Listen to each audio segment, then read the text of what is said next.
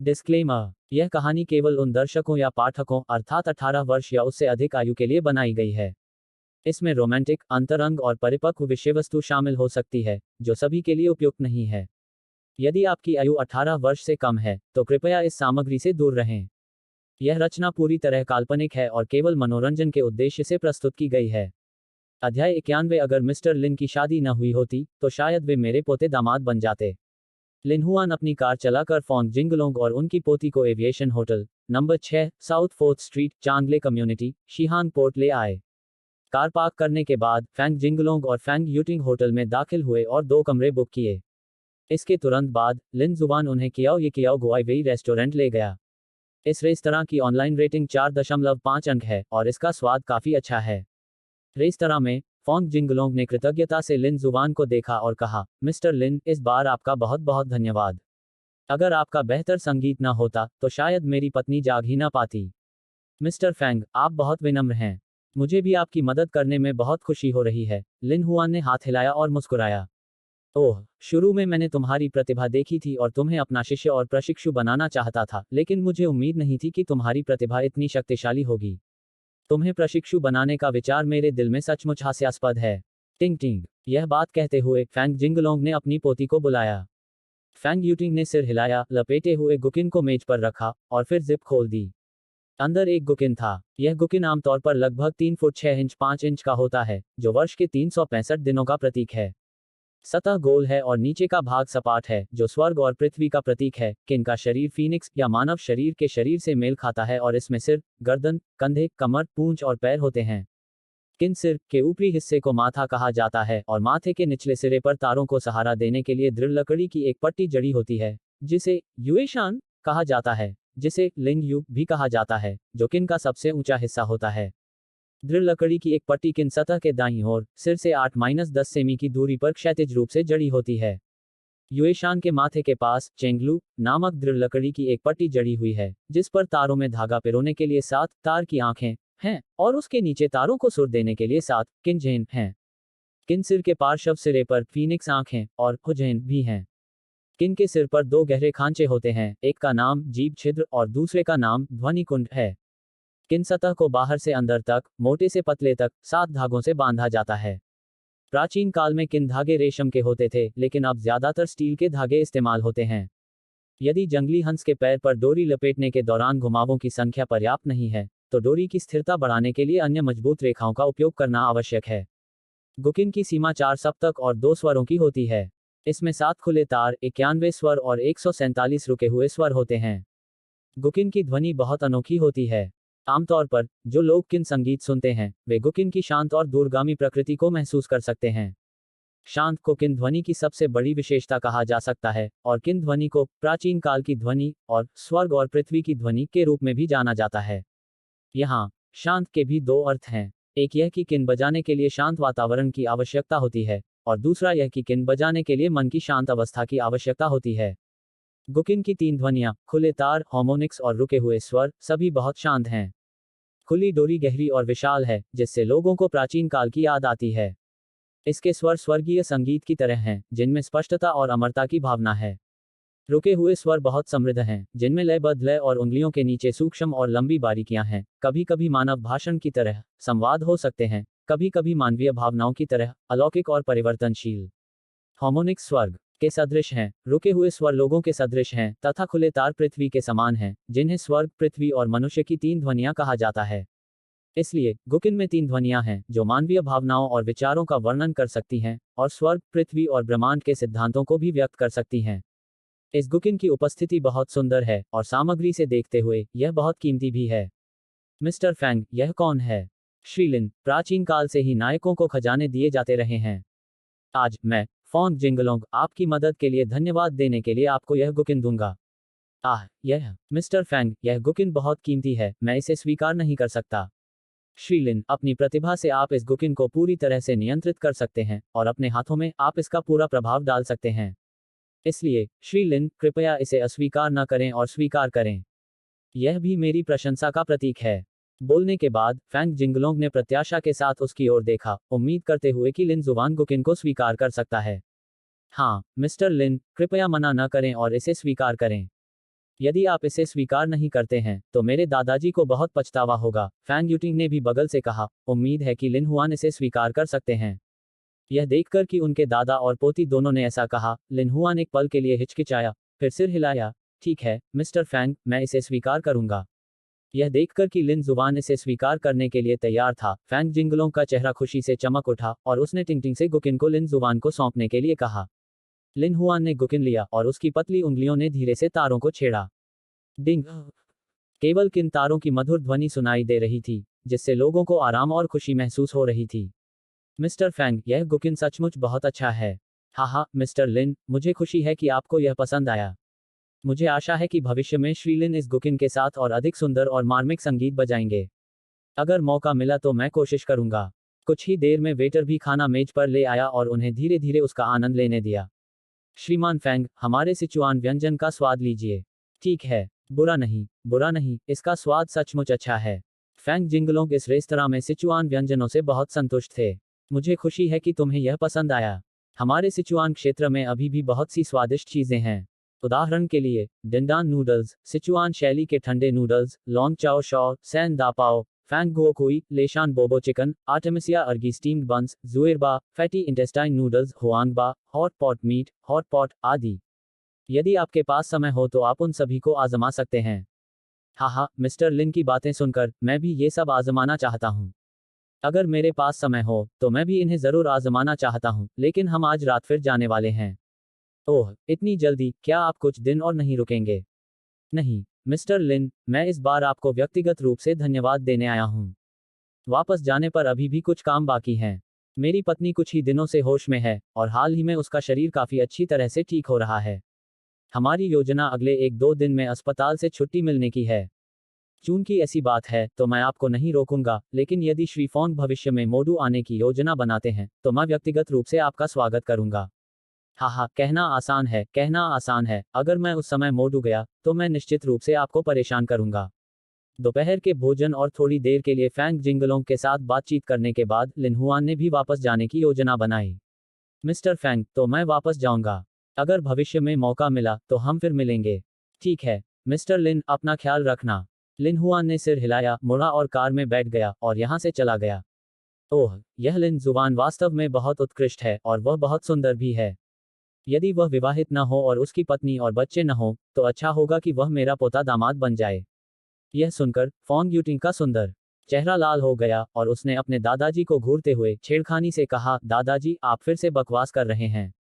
टिंग टिंग, दादाजी बकवास नहीं कर रहे हैं। यह लिन जुबान बहुत प्रतिभाशाली, जवान, सुंदर और बहुत ही बेहतरीन है। अगर सचमुच इसकी पत्नी और बच्चे नहीं होते तो दादाजी तुम्हें लिन जुबान के साथ डेट करने का सुझाव देते, लेकिन दुर्भाग्य से ऐसा कोई मौका नहीं है। यहाँ बहुत अच्छे आदमी नहीं हैं। दादाजी, आप अभी भी बात कर रहे हैं, मैं आपको अनदेखा कर रहा हूँ, मैं पहले कमरे में वापस जा रहा हूँ। फैंग यूटिंग ने शर्म से अपने पैर पटके और होटल की लिफ्ट की ओर चल पड़ी। अपनी पोती के शर्मीले रूप को देखकर फैंग जिंगलोंग हंसे और उसके पीछे चले गए। अध्याय 92, अपनी पत्नी और बच्चों के लिए संगीत बजाना। लिन जुबान भी घर लौट आया। एया, बच्चे अपने पिता को घर आते देख बहुत खुश थे और खुशी से बड़बड़ा रहे थे। पति, यह क्या है? यांग जियाई ने लिन जुबान के हाथ में रखे पैकेज को देखा, जो ऐसा लग रहा था जैसे उसमें कोई संगीत वाद्य यंत्र हो, और उत्सुकता से पूछा। पत्नी, यह एक संगीत वाद्य यंत्र है जो फोंग जिंगलोंग ने मुझे दिया था। यह एक गुकिन है।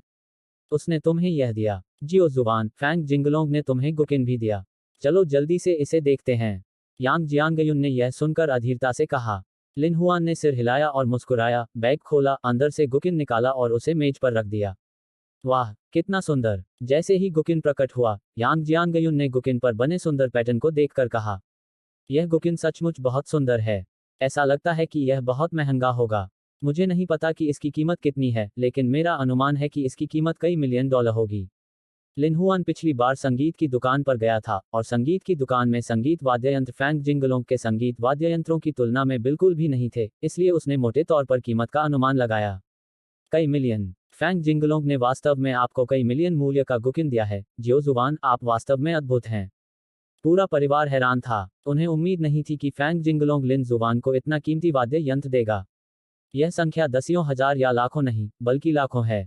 पहले तो मैंने इसे स्वीकार करने का इरादा नहीं किया था, लेकिन फैंग जिंगलोंग और अन्य लोगों ने मुझसे बार बार इसे स्वीकार करने के लिए कहा, इसलिए मैंने इसे स्वीकार कर लिया। तस्क तस्क, जियो जुबान, आप वास्तव में अद्भुत हैं। फैंग जिंगलोंग की पारिवारिक पृष्ठभूमि के साथ, ये कुछ मिलियन कुछ भी नहीं है, लेकिन आपको कई मिलियन मूल्य की यह गुकिन सीधे देने में सक्षम होना यह साबित करने के लिए पर्याप्त है कि वह आपके बारे में बहुत आशावादी हैं। भाई जुबान, आप इस गुकिन को क्यों नहीं आजमाते? देखें कि आवाज अच्छी है या नहीं। यह सही है, जियो जुबान, इस गुकिन को आजमाओ और देखो कि ध्वनि कैसी है। यह देखकर कि हर कोई इसका इंतजार कर रहा था, लिन हुआन ने सिर हिलाया। ठीक है, फिर मैं सभी के लिए एक गाना बजाऊंगा। जहां तक इस गीत के नाम की बात है, मेरा मानना है कि हर किसी ने इसके बारे में सुना होगा। इसका नाम है 3 variations on plum blossoms. Plum blossom के 3 रूप एक गुकिन कृति है जिसे एक बांसुरी कृति से रूपांतरित किया गया है। यह पूरी कृति बेर के फूलों के सफेद, बर्फ पर गर्व करने वाले और पाले को चुनौती देने वाले उदात्त चरित्र को व्यक्त करती है। लिन जुबान ने बैठने की जगह ढूंढ ली। यह देखकर कि उसका पति फिर से संगीत बजाने वाला है, यांग जियाई ने जल्दी से अपना मोबाइल फोन निकाला और वीडियो रिकॉर्ड करने की तैयारी की। दबाव और एरबाव भी बहुत शांत स्वभाव के थे। उन्हें अपने पिता के गाने भी बहुत पसंद थे। लिन हुआन ने अपनी पतली उंगलियां तारों पर रखीं और उन्हें थोड़ा सा झंकृत किया। जैसा कि कई मिलियन डॉलर मूल्य के गुकिन से अपेक्षा की जाती है, अकेले इसकी ध्वनि ही हजारों डॉलर मूल्य के गुकिन से 100 गुना बेहतर है। बेर के फूलों के 3 रूप 10 खंडों और 2 भागों में विभाजित हैं। पहले भाग, यानी पहले 6 खंडों में चक्रीय प्रजनन की विधि का उपयोग किया गया है। अंतिम 4 खंड दूसरे भाग हैं, जिनमें बेर के फूलों की स्थिर और गतिशील छवियों का वर्णन किया गया है। यह संगीत बेर के फूलों की सफेद सुगंध और ठंड प्रतिरोध को व्यक्त करके लोगों के महान चरित्र को व्यक्त करता है। बेर सबसे शुद्ध फूल है और किन सबसे शुद्ध ध्वनि है। सबसे शुद्ध चीज लिखने के लिए सबसे शुद्ध ध्वनि का उपयोग करते हुए, बर्फ को भी मात देने वाली ध्वनियां उपयुक्त हैं। जो लोग इस ध्वनि को सुनते हैं, उन्हें ऐसा महसूस हो सकता है मानो वे जल मंत्रालय के पूर्वी मंडप में हों, या किसी एकांतवासी के एकाकी पर्वत पर। शांत और सामंजस्यपूर्ण ध्वनि स्वर्ग और पृथ्वी की सही ध्वनि है, और परी हवा सामंजस्यपूर्ण है, और सभी फूल खिल रहे हैं, उंगलियों के नीचे धुंधले दिखाई दे रहे हैं। हालांकि नई ध्वनियां अजीब और बदलती हैं, और समय के रीति रिवाजों के करीब हैं, लेकिन शांति और मौन भी प्राचीन धुनें हैं। 3 विविधताएं, वास्तव में 3 विविधताएं हैं, क्योंकि थीम को गुकिन के विभिन्न प्रतीक पदों पर 3 बार बजाया जाता है, ऊपरी, मध्य और निचले पदों पर बजाया जाता है, इसलिए इसे 3 विविधताएं कहा जाता है। संगीत का विषय बेर के फूलों को व्यक्त करता है। इसके नाम की उत्पत्ति पहले भाग में विभिन्न प्रतीक स्थितियों पर ओवरटोन राग की 3 पुनरावृत्तियों से हुई है, जिसका उपयोग बेर के फूलों की सुंदरता और शुद्धता का वर्णन करने के लिए किया जाता है। संगीत के दूसरे भाग में थोड़ी तेज धुन का प्रयोग किया गया है और लय में परिवर्तन किया गया है, जिससे ठंडी हवा में झूमते बेर के फूलों के अविचल रूप को व्यक्त किया गया है। उनकी स्मरण शक्ति अद्भुत थी। अगर वे कोई संगीत एक बार भी सुन लेते, तो उसे बजाते समय उसकी लय पूरी तरह समझ लेते थे। यांग जियांगयुन, यांग जियाई, दबाव, एरबाव और अन्य सभी बहुत शांति से लिन जुबान का संगीत सुन रहे थे। यह गीत बहुत सुंदर है और गीत में बेर के फूलों के अहंकार को भी उजागर किया गया है। और इस गीत का उपयोग महान निष्ठा वाले लोगों की प्रशंसा करने के लिए भी किया जा सकता है। जब एक गाना खत्म हो गया, तो यांग जियाई ने भी वीडियो रिकॉर्ड किया और लिन जुबान की सराहना की। अच्छा, हालांकि मुझे संगीत बहुत अच्छी तरह से समझ नहीं आता, लेकिन जियाओ जुबान द्वारा बजाया गया गाना वाकई बहुत अच्छा है। लिन मिंग जुबान अपने दिल की गहराइयों से प्रशंसा करते हुए तालियां बजाने से खुद को रोक नहीं सका। हाँ, यह सचमुच बहुत अच्छा है। जियाओ जुबान, तुम सचमुच अद्भुत हो। लिन जुबान के चाचा यांग जिमिंग ने भी प्रशंसा की। या दबाव और एरबाव ने भी या जैसी आवाजें निकाली, मानो कह रहे हों कि पापा बहुत अच्छे हैं और बच्चे को यह बहुत पसंद है। यह देखकर कि हर कोई इस गीत से बहुत संतुष्ट था, लिन हुआन भी थोड़ा मुस्कुराया। यांग जियाई ने वीडियो रिकॉर्ड करने के बाद उसे संपादित किया और स्टेशन बी पर अपलोड कर दिया। आधे घंटे बाद टिंग टिंग ने अपने मोबाइल फोन से अपने दादाजी के दरवाजे पर दस्तक दी। दादाजी। कमरे में फैंग जिंगलोंग ने दरवाजा खोला, अपनी पोती को अजीब तरह से देखा और संदेह से पूछा, टिंग टिंग क्या हुआ? दादाजी, लिन जुबान फिर से संगीत बजा रहा है और यह गाना है 3 वेरिएशंस ऑन प्लम ब्लॉसम्स, और वह गुकिन का उपयोग कर रहा है जो दादाजी ने उसे दिया था। ओह, सच में? जल्दी से अंदर आओ और दादाजी को भी सुनने दो। यह सुनकर फैंग जिंगलोंग ने जल्दी से अपनी पोती को अंदर आने दिया। कमरे में फैंग यूटिंग ने वीडियो दोबारा चलाया और फैंग जिंगलोंग एक तरफ बैठकर चुपचाप सुन रहा था। इस गीत को सुनने के बाद वह अपने हाथों से ताली बजाने से खुद को रोक नहीं सका। अच्छा, बढ़िया। टिंग टिंग, दादाजी ने कहा, यह गुकिन केवल मिस्टर लिन के हाथों में ही अपनी उचित भूमिका निभा सकता है। सुनो, यह गाना वाकई बहुत अच्छा है। हाँ दादाजी, यह गाना सचमुच बहुत अच्छा है। लेकिन मिस्टर लिन अपना संगीत स्वयं क्यों नहीं बनाते? इसके बजाय वे वही गाने बजाते हैं जो उनके पूर्ववर्तियों ने बजाए थे। टिंग टिंग। गाना बनाना इतना आसान नहीं है। दादाजी ने भी उस स्प्रिंग थिंग को बनाने में 1 साल से ज्यादा समय लगाया था। और मिस्टर लिन की पत्नी है, बच्चे हैं, और वह एक छात्र भी हैं। उनके पास संगीत रचना के लिए बिल्कुल भी समय नहीं है। मुझे विश्वास है कि भविष्य में श्री लिन निश्चित रूप से अपने लिए सुंदर गीत बनाएंगे। फैंग जिंगलोंग ने गंभीरता से कहा। दादाजी, मिस्टर लिन का प्रचार करने के लिए एक ब्लॉग पोस्ट करें। इसके बारे में सोचने के बाद फैंग जिंगलोंग ने लिन जुबान को इसे बढ़ावा देने में मदद करने का फैसला किया, ताकि अधिक लोगों को पता चले कि संगीत उद्योग में एक बहुत ही उत्कृष्ट युवा व्यक्ति है। ठीक है दादाजी। वेइबो खोलकर और अपनी स्वयं की गतिशीलता पर आते हुए फैंग जिंगलोंग ने टिंगटिंग से एक लिंक बनाने के लिए कहा, और फिर उन्होंने स्वयं शब्द टाइप किए। यह एक युवक है जिसके बारे में मुझे हाल ही में पता चला। उसकी संगीत प्रतिभा मेरे जीवन में देखी गई सबसे उत्कृष्ट प्रतिभाओं में से एक है। सबसे महत्वपूर्ण बात यह है कि वह अभी भी बहुत युवा है, केवल 20 वर्ष का। कुछ बातों के बाद मैं उनसे मिला। मैंने पहले उन्हें अपना शिष्य बनाने की योजना बनाई थी, लेकिन दुर्भाग्य से वे इसके लिए तैयार नहीं हुए। हालांकि वे मेरे शिष्य बनने को तैयार नहीं थे, फिर भी जब मुझे उनकी संगीत प्रतिभा के बारे में पता चला तो मुझे गुस्सा नहीं आया, बल्कि बहुत खुशी हुई। अब मैं उन्हें अपना दोस्त मानता हूं, और मुझे उम्मीद है कि वे संगीत जगत में और ऊंचे मुकाम तक पहुंचेंगे। आप उनकी प्रतिभा की सराहना करने के लिए लिंक पर क्लिक कर सकते हैं।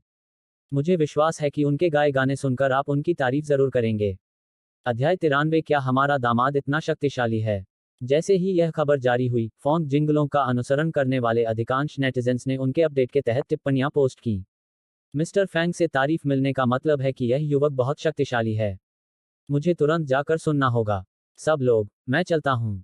मिस्टर फैंग संगीत जगत के 4 स्वर्गीय राजाओं में से एक हैं, और उस व्यक्ति ने वास्तव में मिस्टर फैंग को अस्वीकार कर दिया था। नहीं, मुझे जाकर सुनना होगा कि क्या वह जो संगीत बजाते हैं वह वास्तव में इतना अच्छा है। वांग जोंगशान, गुजेंग राजा। वह बचपन से ही गुजेंग का अध्ययन करते रहे हैं और 1 दर्जन से ज्यादा लोग गुजेंग गुरुओं से शिक्षा प्राप्त कर चुके हैं, जिससे उनकी कला की नींव मजबूत हुई है। बाद में उन्होंने प्रसिद्ध गुजेंग गुरु श्री झाओ मनकिन से शिक्षा प्राप्त की और तेजी से और कुशलता से तेज उंगलियों की तकनीक प्रणाली में महारत हासिल कर ली। वांग जोंगशान की नींव गहरी है, और साथ ही उन्हें प्रसिद्ध विशेषज्ञों द्वारा प्रशिक्षित किया जाता है। वे अपने पूर्ववर्तियों से कहीं आगे हैं, और इससे भी अधिक सराहनीय बात यह है कि वे मौजूदा कौशल से चिपके नहीं रहते, बल्कि निरंतर सुधार और नवाचार करते रहते हैं। वांग जोंगशान को उनके शानदार वादन कौशल के कारण ही गुजेंग राजा कहा जाता है। ताकत का अंदाजा लगाने के लिए एक लोकप्रिय कहावत का इस्तेमाल करें तो वांग जोंगशान का गुजेंग वादन कौशल अद्वितीय है। उनके वादन कौशल और नवाचारों की प्रमुख कॉलेजों और विश्वविद्यालयों द्वारा प्रशंसा की गई है और उनका अध्ययन किया गया है, तथा वांग की तकनीकें गुजेंग की राष्ट्रीय सर्वोत्कृष्ट कला की निरंतर प्रगति को बढ़ावा दे रही हैं। वांग जोंगशान ने भी फैंग जिंगलों के अपडेट पर टिप्पणी की। मिस्टर फैंग, मैंने आपका पोस्ट किया हुआ वीडियो देखा है। यह युवक वही होना चाहिए जो पिछली बार ट्रेंडिंग लिस्ट में था, है ना? वह जो संगीत बजाते हैं वह सचमुच बहुत अच्छा है। अगर मैं उनकी उम्र का होता तो मैं उनसे बिल्कुल भी तुलना नहीं कर सकता।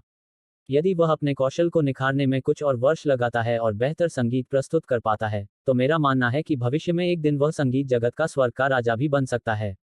क्या ये गुजेंग किंग नहीं है? इस वीडियो में देख रहे युवक की उन्होंने वाकई बहुत कद्र की है। टिप्पणी क्षेत्र को देख रहे नेटिजन सभी हैरान थे।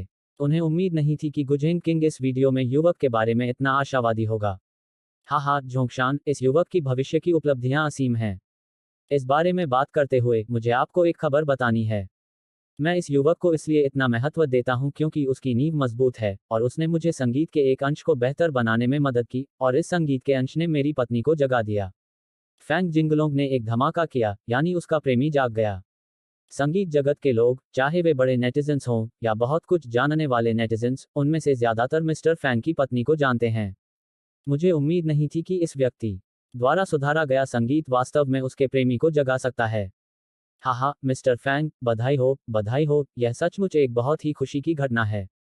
टिप्पणी क्षेत्र में सभी नेटिजन्स ने फैंग जिंगलों को बधाई दी। लेकिन मिस्टर फैंग, मैं थोड़ा हैरान हूँ, वह हमेशा वही संगीत क्यों बजाते हैं जो दूसरों ने बजाया है? अपनी प्रतिभा के अनुसार वह अपना संगीत खुद भी बना सकते हैं। वांग जोंगशान ने संदेह से पूछा। वह अभी भी एक छात्र है, और वह शादीशुदा भी है, और उसके 2 छोटे बच्चे हैं। आप उसके पिछले वीडियो देख सकते हैं, दोनों छोटे बच्चे बहुत प्यारे हैं। मुझे लगता है कि वह अपना संगीत इसलिए नहीं रचते क्योंकि उनकी अधिकांश ऊर्जा उनकी पत्नी और बच्चों पर खर्च हो जाती है, इसलिए उनके पास संगीत रचना के लिए समय नहीं होता।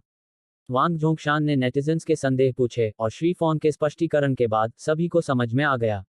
अगर मैं होता तो मैं निश्चित रूप से मिस्टर फैंग के पास प्रशिक्षुता लेता। आखिरकार मिस्टर फैंग बहुत शक्तिशाली हैं, लेकिन इस व्यक्ति ने अपनी पत्नी और बच्चों के लिए मिस्टर फैंग के पास प्रशिक्षुता अस्वीकार कर दी। वह एक अच्छा आदमी है। हाँ, हाँ, आजकल अच्छे आदमी ज्यादा नहीं हैं। क्या यह हमारे स्कूल का लिन सीनियर नहीं है? उसे मिस्टर फैंग से वाकई बहुत अच्छा मूल्यांकन मिला है, बहुत आश्चर्यजनक। वह तुम्हारे स्कूल का छात्र है। वह आमतौर पर कैसा रहता है? क्या स्कूल में उसके नंबर अच्छे आते हैं? क्या वह अपने सहपाठियों के साथ अच्छा व्यवहार करता है? सीनियर लिन बहुत अच्छा है, उसके अच्छे ग्रेड का तो कहना ही क्या, वह बहुत सुंदर भी है, और बहुत प्रतिभाशाली भी है, और वह अपने सहपाठियों के साथ भी बहुत अच्छा व्यवहार करता है। वैसे, उनकी पत्नी भी हमारे स्कूल में है। जहां तक नाम की बात है, मैं नहीं बताऊंगा। न बताने का कारण यह है कि लिन सीनियर के वीडियो में यांग शिक्षक के सामने का हिस्सा शायद ही कभी फोटो खिंचवाया गया है, इसलिए वह इसे प्रकट नहीं करेगी। जेनजिला, झाओ युजिया आज यांग जियाई के घर पर रात का भोजन कर रहे हैं। तांग युमिन ने झाओ युजिया को देखा और मुस्कुराते हुए कहा, युजिया, और खाओ, मुझे उम्मीद नहीं थी कि तुम्हारे माता पिता इतने व्यस्त होंगे। आज रविवार है और वे अभी भी घर पर नहीं हैं। आंटी, मेरे माता पिता हमेशा से ऐसे ही रहे हैं, आखिरकार वे सिस्टम में हैं। हाल ही में बहुत सारी चीजें हैं, इसलिए वे आज भी व्यस्त हैं। झाओ युजिया ने खाते समय आह भरी। आमतौर पर जब तुम्हारे माता पिता व्यस्त होते हैं तो आंटी के घर खाना खाने आ जाया करो, एक और व्यक्ति के साथ यह ज्यादा जीवंत हो जाता है। तांग युमिन ने मुस्कुराते हुए कहा। झाओ युजिया और यांग जियाई बचपन से ही एक साथ बड़े हुए हैं, दोनों न केवल अच्छे दोस्त हैं बल्कि सबसे अच्छी गर्लफ्रेंड भी हैं। और वह झाओ युजिया को भी अपनी आधी बेटी मानती है। ठीक है आंटी, मुझे पता है। दोपहर के भोजन के बाद झाओ युजिया ने तांग युमिन को बर्तन साफ करने में मदद की, और बर्तन साफ होने के बाद वह सोफे पर बैठ गई और अपने ब्लॉग को ब्रश किया। आंटी, आओ और देखो।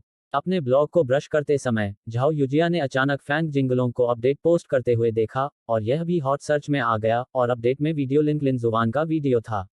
यह देखकर झाओ युजिया ने उत्साह से तांग युमिन का अभिवादन किया। युजिया, क्या हुआ? चाची, फैंग जिंगलोंग ने लिन जुवान पर टिप्पणी की, और वांग जोंगशान की टिप्पणी भी है। फैंग जिंगलोंग, मुझे याद है आपने कहा था कि वह संगीत जगत के 4 स्वर्गीय राजाओं में से एक हैं, है ना? हाँ आंटी, मिस्टर फॉन बहुत प्रसिद्ध हैं, और यह वांग जोंगशान भी बहुत प्रसिद्ध है, और वह संगीत जगत के 4 स्वर्गीय राजाओं में से एक भी है।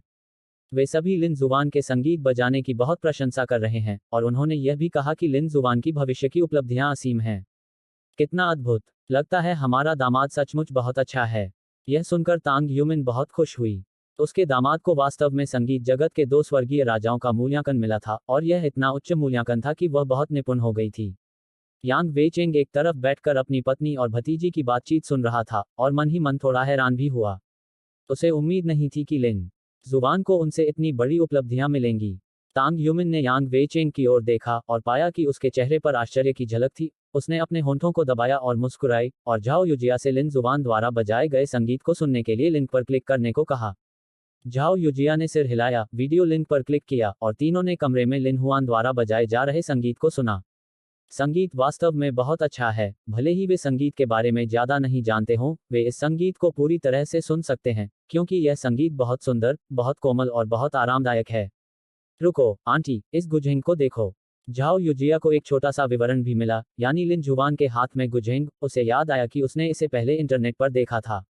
गुझेंग, क्या हुआ? झाओ युजिया के आश्चर्यचकित भाव को देखते हुए तांग युमिन ने संदेह से पूछा।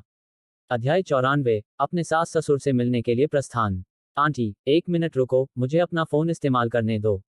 ओह ठीक है। हालांकि वह बहुत हैरान थी, फिर भी तांग युमिन ने अपना फोन झाओ युजिया को दे दिया। झाओ युजिया ने फोन लिया और ऑनलाइन खोज की। कुछ ही समय में वीडियो में दिखाए गए गुकिन जैसा ही एक गुकिन ऑनलाइन दिखाई दिया। आंटी, देखो, क्या यह गुकिन वीडियो में दिखाए गए गुकिन जैसा नहीं है? तांग युमिन ने दोनों गुकिनों की तुलना की और पुष्टि करने से पहले कुछ देर तक उन्हें ध्यान से देखा। युजिया, अब जब आपने इसका उल्लेख किया है, तो ध्यान से देखने के बाद मैंने पाया कि ये दोनों गुकिन बिल्कुल एक जैसे हैं। बस, लिन जुबान का गुकिन उसे फैंग जिंगलोंग द्वारा दिया जाना चाहिए था। इसके अलावा खबर यह भी कहती है कि कोई इस गुकिन को 10 मिलियन युआन में खरीदना चाहता था, लेकिन एल्डर फैंग ने इसे नहीं बेचा। मुझे उम्मीद नहीं थी कि वह इसे लिन जुबान को दे देंगे। रुको, युजिया, क्या तुमने कहा था कि इस गुकिन की कीमत 10 मिलियन है? यह सुनकर तांग युमिन की पुतलियां थोड़ी सिकुड़ गईं। यांग वेचिंग, जो उसके बगल में था, भी बहुत हैरान था। उसने उम्मीद नहीं की थी कि फैंग जिंगलोंग लिन जुवान को 10 मिलियन युआन का गुकिन देगा। क्या फैंग जिंगलोंग लिन हुआन के बारे में इतना अच्छा सोचता है? आंटी, खबर तो यही कहती है, यह सही होना चाहिए। लिन जुवान सचमुच अद्भुत है। फैंग जिंगलोंग ने वास्तव में उसे इतना मूल्यवान गुकिन दिया था। झाओ युजिया की आंखें छोटे छोटे सितारों से चमक उठी, प्रशंसा और थोड़ी ईर्ष्या से भरी हुई। तांग युमिन का मन थोड़ा चकरा गया। 1 करोड़ युआन की कीमत का गुकिन यूं ही दे देना, जैसा कि एक अमीर व्यक्ति से उम्मीद की जाती है। बेशक, इससे यह भी पता चलता है कि उसका दामाद वास्तव में बहुत उत्कृष्ट है, अन्यथा फैंग जिंगलोंग उसे इतना मूल्यवान गुकिन कैसे दे सकता था? बूढ़े यांग, क्या अब आप हमारे दामाद से बहुत संतुष्ट हैं? फैंग जिंगलोंग को देखो, उसने सीधे लिटिल जुवान को इतना मूल्यवान गुकिन दिया, जिससे पता चलता है कि वह लिटिल जुवान की ताकत को भी पहचानता है। इसके अलावा, उसने यह भी कहा कि लिटिल जुवान की भविष्य की उपलब्धियां असीम हैं। वह प्रतिभाशाली हो सकता है, लेकिन वह एक अच्छा पति नहीं है। यांग वेचिंग ने अपनी पत्नी की ओर देखा और रूखेपन से कहा, अच्छा पति नहीं? छोटा जुबान अच्छा पति कैसे नहीं है? उस समय जो हुआ वह बस एक दुर्घटना थी, और जब से छोटा जुबान को यह पता चला है, वह जियाई से सुलह कर रहा है। जियाई अब बहुत खुश है। आखिरकार लिन जुबान उन सभी के साथ बहुत अच्छा व्यवहार करता है। खैर, तुम संतुष्ट हो या नहीं, मैं इस दामाद से बहुत संतुष्ट हूँ। जब हमारा दामाद आएगा, तो उसे बुरी नज़र से देखने की हिम्मत मत करना, समझी? यांग वेचिंग ने नाक भान सिकोड़ी और बोलना बंद कर दिया। युजिया, दिनों का हिसाब लगाओ। जियाई और बाकियों को रोंगचेंग पहुंचे हुए लगभग 1 हफ्ता हो गया है। उससे पूछो कि वे बच्चों को कब घर लाएंगे। मैं बच्चों को देखने के लिए बेताब हूँ। मुझे आश्चर्य है कि क्या बच्चे अब भी मुझे, अपनी दादी को याद करते हैं। चाची, बच्चों को दादी माँ जरूर याद हैं। मैं जियाई से पूछूंगी और देखूंगी कि वे कब आ रहे हैं। झाओ युजिया मुस्कुराया, वीएक्स खोला और यांग जियाई से संपर्क किया। जियाई, तुम लोग घर कब आ रहे हो? आंटी बच्चों को गोद में लेना चाहती हैं। एसेल में, यांग जियाई बच्चों के साथ थी जब उसने अपने फोन की रिंगटोन सुनी। उसने फोन उठाया और देखा कि यह युजिया का संदेश था। सामग्री को देखते हुए, यांग जियाई ने लिन जुवान की ओर देखा और धीरे से कहा, हनी, युजिया पूछ रही है कि हम कब वापस जा रहे हैं। यह सुनकर लिन हुआन ने थोड़ा सोचा और कहा, ठीक है, पत्नी, चलो कल वापस चलते हैं और अपने माता पिता से मिलते हैं। ठीक है, तो मैं युजिया को जवाब दूंगा। यांग जियाई ने धीरे से सिर हिलाया और संदेश का उत्तर दिया। चाची, जियाई ने कहा कि वे कल वापस आएंगे। कल? अच्छा अच्छा। कल हम घर पर उनका इंतजार करेंगे। यह सुनकर तांग युमिन का चेहरा खुशी से चमक उठा। उसकी बेटी आखिरकार अपने पति और बच्चों को घर ला रही थी। झाओ युजिया की बातें सुनकर यांग वेइचेंग की पलकें झपक गईं। सोचने पर, उसे अपनी बेटी को देखे हुए बहुत समय हो गया था। पिछली बार उनकी पत्नी ने अपनी बेटी को वीडियो कॉल किया था और उन्होंने उसे वीडियो में देखा था। उनका परिवार मूल रूप से विद्वानों का परिवार था और जब उस समय ऐसी कोई बात हुई, तो वह बहुत क्रोधित हुए। यहाँ तक कि उन्होंने गुस्से में अपनी बेटी को भी भगा दिया। बाद में, उन्हें बहुत पछतावा हुआ, लेकिन वे खुद को स्वीकार नहीं कर पाए। अब जबकि उनकी बेटी घर आ रही है, उन्हें भी उम्मीद है कि उनके और उनकी बेटी के बीच रिश्ते बेहतर हो सकेंगे। चाहे कुछ भी हो, वह उनकी सबसे प्रिय बेटी है। वे कल वापस आ रहे हैं। मैंने बच्चों के लिए कुछ कपड़े और खिलौने भी खरीदे हैं। जब वे घर आएं, तो बच्चों को उन्हें पहनकर देखने दें और देखें कि उन्हें वे पसंद आते हैं या नहीं। मोडू से लौटने के बाद से ही, तांग युमिन बच्चों की तैयारी में लगी हुई थी। यहाँ तक कि उसकी बेटी के कमरे को भी एक बड़े पलंग से बदलकर बच्चों के लिए उपयुक्त कमरे में सजा दिया गया था, जो बहुत आरामदायक था। जब तक बच्चों को यह पसंद आएगा, तब तक उनकी दादी होने के नाते वह बहुत संतुष्ट रहेंगी। पापा, मम्मी, कल जियाई और मैं मेरे ससुराल जाएंगे। जब आप वहां जाते हैं, तो आपको अच्छा व्यवहार करना होगा और अपने ससुराल वालों को संतुष्ट करना होगा, समझे?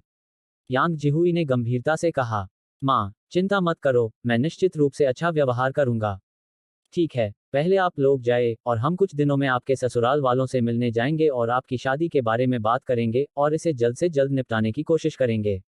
जियाई, यह कंगन रख लो। यांग जिहुई ने अपने बैग से रुमाल में लिपटा एक कंगन निकाला और यांग जेडी को दे दिया। माँ, यह कंगन बहुत कीमती है, मैं इसे स्वीकार नहीं कर सकता। यांग जियाई ने कंगन को देखा, उसका रंग चमकीला था, पन्ना पंख जैसा हरा, कांच जैसा पारदर्शी, रंग एक समान, और जितना बड़ा और मोटा था, उतना ही कीमती लग रहा था। उसने झट से अपना सिर हिलाया। यह कंगन, आह, मुझे तुम्हारी दादी ने दिया था जब मेरी शादी इसी परिवार में हुई थी। यह कंगन पुरानी पीढ़ी से कई पीढ़ियों से चला आ रहा है, यह एक प्रमाण है। आज माँ यह कंगन तुम्हें देंगी, और जब भविष्य में बच्चों की शादी होगी, तो तुम इसे बच्चों को दे सकोगी। आओ, इसे स्वीकार करो। माँ, पत्नी, इसे स्वीकार करो। लिन हुआन जानता था कि उसकी माँ द्वारा यांग जियाई को कंगन देना उसकी मान्यता थी, और यह भी मान्यता थी कि वह अब से लिन परिवार की सदस्य होगी।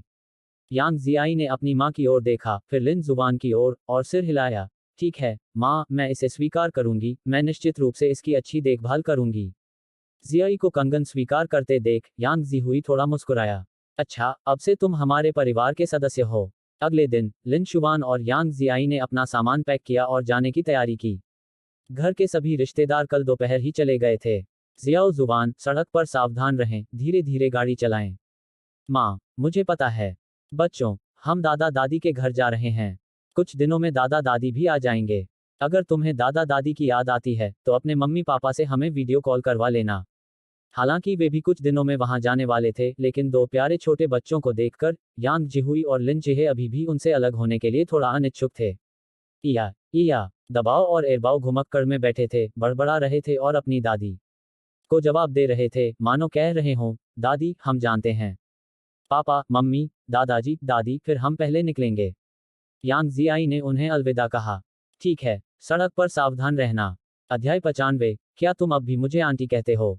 अब समय आ गया है अपने शब्द बदलने का। कार में बैठने और दरवाजा बंद करने के बाद लिन हुआन ने आर वी को चलाया और अपने घर के आंगन से बाहर की ओर चल पड़ा। यांग जिहुई और लिन जिहे गेट तक उनका पीछा करते रहे और लिन जुबान की कार को जाते हुए देखते रहे। क्या आपको लगता है, जब जियाओ जुबान, लिन जुबान का उपनाम चला जाएगा, तो क्या जियाई के माता पिता संतुष्ट होंगे? अगर यह बच्चा अच्छा प्रदर्शन नहीं करता है, तो क्या यह नहीं होगा? यांग जिहुई का चेहरा चिंता से भरा था। कोई बात नहीं, क्या जियाओ जुबान, लिन जुबान का उपनाम ने नहीं कहा कि जियाई की माँ बहुत अच्छी है और उससे बहुत संतुष्ट भी है। सबसे महत्वपूर्ण बात जिया के पिता हैं, लेकिन मेरा मानना है कि जिया और जियाई की माँ द्वारा जियाओ जुबान, लिन जुबान का उपनाम के लिए बोलने से ससुराल वाले भी जियाओ जुबान, लिन जुबान का उपनाम को स्वीकार कर लेंगे। इसके अलावा हमारा बेटा अब बहुत प्रतिभाशाली हो गया है, इसलिए आपकी चिंताएं अनावश्यक हैं। लिन जिहे ने यांग जिहुई के कंधों पर अपना हाथ रखा और उसे दिलासा दिया। क्या मुझे यह बताने की जरूरत थी? मैंने जिस बेटे को जन्म दिया है वह निश्चित रूप से उत्कृष्ट है, यांग जिहुई ने छेड़खानी से कहा। यह भी मेरी कड़ी मेहनत की वजह से है ना? लिन जिहे ने अस्पष्टता से कहा। तुम बूढ़े शैतान, तुम क्या कह रहे हो? यांग जिहुई ने उसकी ओर आंखें घुमाई, उसके गाल लाल हो गए। एसेल जिले से जेन जिले तक यदि आप राजमार्ग नहीं लेते हैं तो ड्राइव करने में लगभग 50 मिनट लगते हैं और पूरी यात्रा 21.0 किलोमीटर है।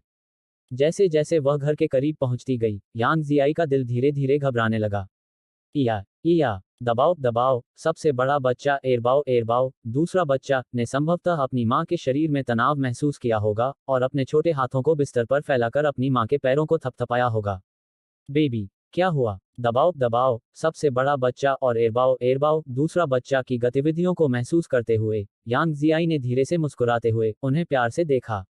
हाँ, एरबाओ, दूसरा बच्चा अपनी माँ के करीब रेंगती हुई आए, मानो वह चाहती हो कि उसकी माँ उसे पकड़ ले।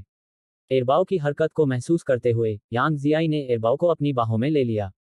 जैसे ही वह अपनी माँ की गोद में आई, एरबाओ, दूसरा बच्चा ने अपना छोटा सा हाथ बढ़ाया, अपनी माँ के गाल को छूना चाहती थी, उसे दिलासा देना चाहती थी। एरबाओ, दूसरा बच्चा के छोटे हाथ को देखते हुए यांग जियाई थोड़ा मुस्कुराया। बेबी, क्या तुम चाहते हो कि मम्मी चिंता न करें? एरबाओ, दूसरा बच्चा ने अपनी आंखें झपकाईं और अपनी माँ को या ध्वनि के साथ जवाब दिया। ठीक है, अब बच्चे आ गए हैं तो मम्मी को चिंता नहीं होगी। एरबाओ, दूसरा बच्चा को उसे दिलासा देने की इच्छा महसूस करते हुए यांग जियाई ने अपने दिल में एक गर्माहट महसूस की। इया बिस्तर पर लेटे दबाओ, सबसे बड़ा बच्चा ने भी अपना हाथ बढ़ाया, वह चाहता था कि मम्मी उसे पकड़ लें।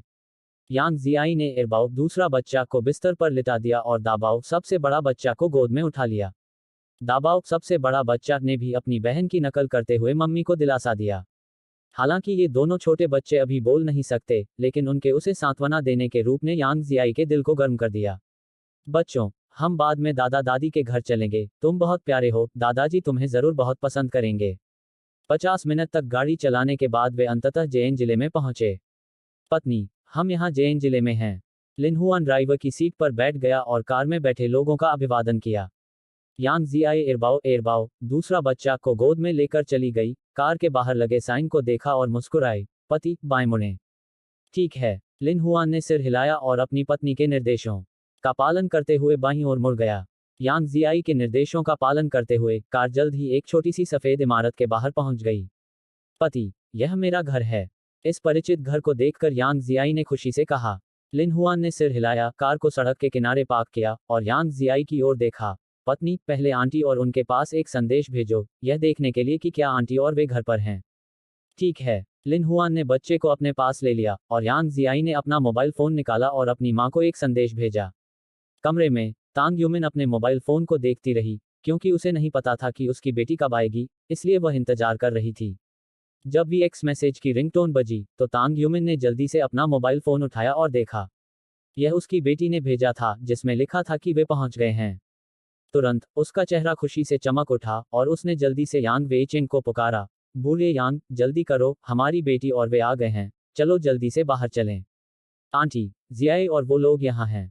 मैं भी चलती हूँ। जैसे ही झाओ युजिया ने यह सुना, वह तुरंत उत्साहित हो गई और जल्दी से उठ खड़ी हुई। तांग यूमिन ने यांग वेइचिंग से कुछ कहा और बाहर चली गई। अपनी पत्नी को बाहर जाते देख यांग वेइचिंग एक पल के लिए झिझका और उसके पीछे बाहर चला गया। तांग यूमिन जल्दी से लिविंग रूम से बाहर निकली और आंगन में आ गई। बाहर एक आर.वी. खड़ी देखकर उसने जल्दी से दरवाजा खोला और आर.वी. के पास आकर उत्साह से अभिवादन किया। जियाओ जुवान, लिन जुवान का उपनाम, जल्दी से गाड़ी अंदर ले आओ। ठीक है, आंटी। लिन हुआन ने सिर हिलाया, कार को यार्ड में ले गया और रोक दिया। बेबी, हम घर आ गए हैं। यह देखकर कि वे घर आ गए हैं, यांग जियाई ने बच्चे को गले लगाया और बच्चों को घुमक्कड़ में डालकर आर.वी. के पास आ गई। हाँ, जैसे ही आर.वी. के दरवाजे खुले, तांग यूमिन और झाओ युजिया ऊपर आए। बेबी, घर में स्वागत है। घुमक्कड़ में दो छोटे प्यारे बच्चों को देखकर तांग यूमिन ने अपने होंठ भींच लिए और उन्हें छेड़ा।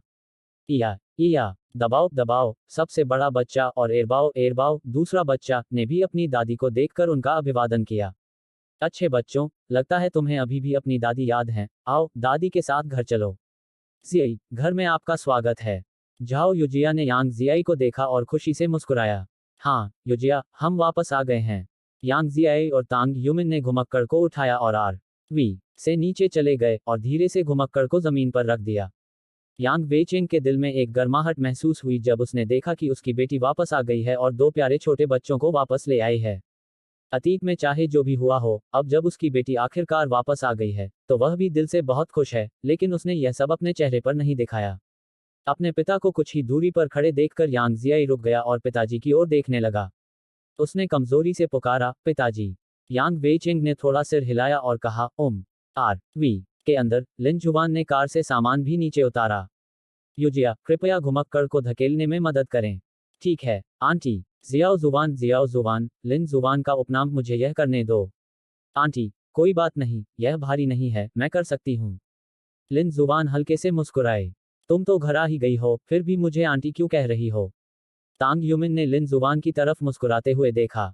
जब वे मोडू शंघाई का दूसरा नाम में थे, तब उसने लिन जुवान को अपना पता नहीं बदलने दिया था, लेकिन अब जब लिन जुवान घर आ गया है और जियाई के साथ विवाह प्रमाण पत्र भी ले चुका है, तो उसे अब आंटी कहने की जरूरत नहीं है, बस अपना पता बदल लेना चाहिए। माँ। यह सुनकर लिन हुआन ने अपने होंठ भींच लिए और मुस्कुराया, सीधे अपना पता बदलकर उसे माँ कहा। अरे अच्छा, आओ, माँ इसे उठाने में तुम्हारी मदद करेगी, चलो अंदर चलें। ठीक है, चाचा, मैं लिन जुवान हूँ। उसने तांग यूमिन को माँ कहा, क्योंकि उसने उसे अपना पता बदलने की पहल की थी, लेकिन यांग वेइचिंग की तरफ से लिन हुआन उसे पिताजी कहना चाहता था, लेकिन अब उसे यह कहना अच्छा नहीं है, क्योंकि उसने अभी तक उसे पहचाना नहीं है। यांग वेइचिंग ने लिन जुवान की तरफ देखा। हालांकि लिन जुवान प्रतिभाशाली, सुंदर और अपनी बेटी के साथ बहुत अच्छा व्यवहार करने वाला है, फिर भी ससुर होने के नाते उसने उसे अभी तक पहचाना नहीं है, और उसने ज्यादा विनम्रता नहीं दिखाई, बस कहा। वह बिल्कुल इसी तरह का व्यक्ति है। जियाओ जुवान, लिन जुवान का उपनाम, चलो उसे नजरअंदाज करें और माँ के साथ अंदर चलें। यह देखकर कि यांग वेइचिंग का रवैया बहुत अच्छा नहीं था, तांग यूमिन ने लिन जुवान के कपड़े खींचे और उस पर अपना सिर हिलाया। लिन हुआन अपने ससुर की ओर केवल क्षमा प्रार्थी भाव से मुस्कुरा सका और अपनी सास के साथ अंदर चला गया। अध्याय 96 बेबी, दादाजी को गले लगाने दो, ठीक है। यह देखकर कि वे सभी अंदर आ गए हैं, यांग वेइचिंग भी उनके पीछे लिविंग रूम में आ गया। जियाई, जुबान को ले जाओ और पहले सामान कमरे में ले आओ। ठीक है, माँ। यांग जियाई और लिन जुबान ने सामान लिया और ऊपर चले गए। यांग वेचेंग दबाव और एरबाओ के पास आया, घुमक्कड़ में 2 छोटे प्यारे बच्चों को देखा। उन्होंने दयालु भाव से कहा, बच्चों, मैं तुम्हारा दादा हूँ। दबाव और एरबाओ घुमक्कड़ में आंखें झपकाते हुए उत्सुकता से दादाजी की ओर देख रहे थे। बच्चों, दादाजी को तुम्हें पकड़ने दो, ठीक है। यांग वेचेंग नीचे झुका, 2 प्यारे छोटे बच्चों को देखा और धीरे से कहा, वो। एरबाओ ने दादाजी को करीब आते देखा, चौंका और घुमक्कड़ में ही रोने लगा। तुम क्या कर रहे हो, इतने करीब आकर तुमने बच्चे को डरा दिया। तांग युमिन ने एरबाओ की सिसकी सुनी, जल्दी से उसके पास गई, एरबाओ को अपनी बाहों में भर लिया और उसे दिलासा दिया। मैं तो बस उन्हें देखना चाहता था। एरबाओ को रोते हुए देखकर यांग वेइचिंग ने थोड़ा शर्मिंदा होकर कहा। एरबाओ अपने भाई जितनी बहादुर नहीं है। एरबाओ थोड़ी डरपोक है। अगर उसे पकड़ना है तो दबाव को पकड़ो। मैंने यह नहीं कहा था कि मैं उन्हें पकड़ना चाहता हूँ। यांग वेइचिंग ने कहा, उसका मुंह उसके दिल से मेल नहीं खा रहा था। तांग युमिन ने उसकी तरफ आंखें घुमाईं। वह जानती थी कि उसका आदमी क्या करना चाहता है। चूंकि एरबाओ थोड़ा डरपोक था, इसलिए यांग वेइचिंग ने अपना ध्यान घुमक्कड़ में बैठे दबाव पर केंद्रित किया। बेबी, दादाजी को तुम्हें पकड़ने दो, ठीक है। यांग वेइचिंग ने बहुत धीरे से कहा, क्योंकि वह चिंतित था कि अगर उसकी आवाज बहुत तेज होगी तो वह बच्चे को डरा देगा। इया, दबाव घुमक्कड़ में लेट गया, दादाजी को देखा, इया कहा, और यहां तक कि मुस्कुराहट भी दिखाई, दादाजी को देखकर मुस्कुराया।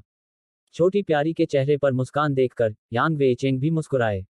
वह नीचे झुका और सावधानी से दबाव को घुमक्कड़ से उठा लिया। इया, दबाव दादाजी की बाहों में थी, दादाजी को देख रही थी और उसने अपना छोटा सा हाथ दादाजी की ठोड़ी पर उनकी दाढ़ी को छूने के लिए बढ़ाया। दबाव की हरकतों को महसूस करते हुए यांग वेइचिंग खुशी से मुस्कुराया। ऊपर, यांग जियाई लिन जुबान को अपने कमरे में ले आई। जैसे ही वह दरवाजे से अंदर गई, उसने देखा कि कमरा उसके मूल लेआउट से बहुत अलग था, जिससे उसे थोड़ा अजीब लगा। लिन हुआन ने कमरे के लेआउट को देखा और उसे उम्मीद नहीं थी कि उसकी पत्नी में लड़कियों जैसा पक्ष होगा, क्योंकि कमरे का लेआउट अधिकतर गुलाबी रंग का था। लगता है माँ ने मेरे लिए ये इंतजाम किया है। जब मैं पहले गई थी तब ऐसा नहीं था। यांग जियाई ने जल्दी से समझाया, उसे डर था कि कहीं लिन जुबान गलत न समझ ले। लिन हुआन ने अपने होंठ भींचे और अपनी पत्नी की ओर देखते हुए मुस्कुराया। पत्नी, मुझे सामान कहाँ रखना चाहिए? सामान, चलो पहले इसे यहाँ रख दें। ठीक है। सामान नीचे रखने के बाद लिन शुवान ने कमरे में चारों ओर देखा। कमरे में मेज पर उसकी पत्नी की तस्वीरें भी थीं। इसमें उनके बचपन की तस्वीरें थीं, साथ ही प्राथमिक विद्यालय, माध्यमिक विद्यालय, हाई स्कूल और कॉलेज की तस्वीरें भी थीं। लिन हुआन उत्सुकता से डेस्क पर आए और प्रदर्शन पर रखी तस्वीरों को देखने लगी। जब उसकी पत्नी बच्ची थी तो उसका चेहरा थोड़ा गोलमटोल था और उसके बाल 2 छोटी चोटियों में बंधे थे, जो बहुत प्यारा था। यांग जियाई ने अपना सामान नीचे रखा, पीछे मुड़ी और देखा कि उसका पति उसके बचपन की तस्वीरें देख रहा था। उसका सुंदर चेहरा लाल हो गया और वह जल्दी से उसके पास चली गई। पति जी, ये सब मेरे बचपन की तस्वीरें हैं, देखने लायक कुछ भी नहीं है। लिन शुवान ने सिर हिलाया और अपनी पत्नी की ओर देखकर मुस्कुराया। पत्नी, ऐसा कैसे हो सकता है? देखो, तुम बचपन में कितनी प्यारी थी। ठीक है, मत देखो, चलो बाहर चलते हैं। लिन जुबान की प्रशंसा सुनकर यांग जियाई को अपने दिल में बहुत मिठास महसूस हुई, लेकिन जब उसके पति ने उसकी बचपन की तस्वीरें देखी, तो वह अभी भी थोड़ी शर्मिंदा थी और जल्दी से लिन जुबान के शरीर को धक्का दे दिया। हाँ, ठीक है, चलो नीचे चलते हैं। अपनी पत्नी को शर्मीली देखकर लिन हुआन अधिक देर तक नहीं रुका और अपनी पत्नी के पीछे नीचे चला गया। नीचे, यांग वेइचिंग दबाव को पकड़े हुए सोफे पर बैठे हुए दबाव को चिढ़ा रहे थे। दादाजी की बातों में दबाव ने दादाजी की ओर देखते हुए मुस्कुराहट दिखाई। यांग जियाई ने अपने पिता को दबाव को चिढ़ाते हुए देखा और दबाव भी बहुत खुश थी और राहत की सांस लेने से खुद को रोक नहीं पाई। इया, एरबाओ ने अपने माता पिता को नीचे आते देखा और अपनी दादी की गोद में इया कहा। बेबी, माँ और पिताजी यहाँ हैं, आओ पिताजी तुम्हें पकड़ लें। प्यारे एरबाओ को देखकर लिन हुआन उसके पास आया, एरबाओ को उसकी माँ की बाहों से ले लिया। यांग वेइचिंग ने उनकी ओर देखा और दबाव को चिढ़ाना जारी रखा। लेकिन कुछ ही देर में दबाव दादाजी की बाहों में रो पड़ा। वो वाह, बेबी, क्या हुआ? दबाव को अचानक रोते हुए देखकर यांग वेइचिंग घबरा गया। यांग जियाई जल्दी से वहां गया और पाया कि दबाव का डायपर गंदा था और जल्दी से समझाया, पिताजी, दबाव का डायपर गंदा है, इसे मेरे ऊपर छोड़ दें, मैं दबाव का डायपर बदल दूंगा। बेबी, तो इसका कारण यह है कि तुम्हारा डायपर गंदा है। यांग वेइचिंग ने सिर हिलाया और दबाव को यांग जी को सौंप दिया।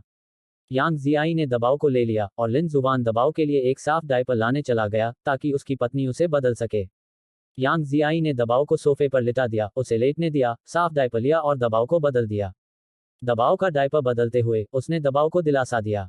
डायपर बदलने के बाद दबाव का रोना बंद हो गया। वो दबाव के रोना बंद करने के कुछ ही देर बाद एरबाओ भी अपने पिता की बाहों में रोने लगी। एरबाओ को भी रोते हुए देखकर लिनहुआन ने सबसे पहले डायपर पर नजर डाली। यह गंदा नहीं था, इसलिए एरबाओ भूखा था। बेबी, रो मत, पापा अभी तुम्हारे लिए दूध पाउडर तैयार कर देंगे, रो मत। बेबी, मुझे उसे पकड़ने दो ताकि तुम जाकर उसके लिए दूध पाउडर तैयार कर सको। तांग युमिन ने पास आकर लिन जुवान से कहा। ठीक है, माँ। लिन हुआन ने एरबाओ को अपनी सास को सौंप दिया और बच्चों के लिए दूध पाउडर तैयार करने चला गया। हालांकि दबाव रोया नहीं, लेकिन उन सभी ने एक ही समय में दूध पिया था, इसलिए उन्हें उनके लिए एक साथ दूध तैयार करना पड़ा। दूध पाउडर तैयार करने के बाद लिन हुआन ने 2 दूध की बोतलें लीं, बच्चों के पास आया।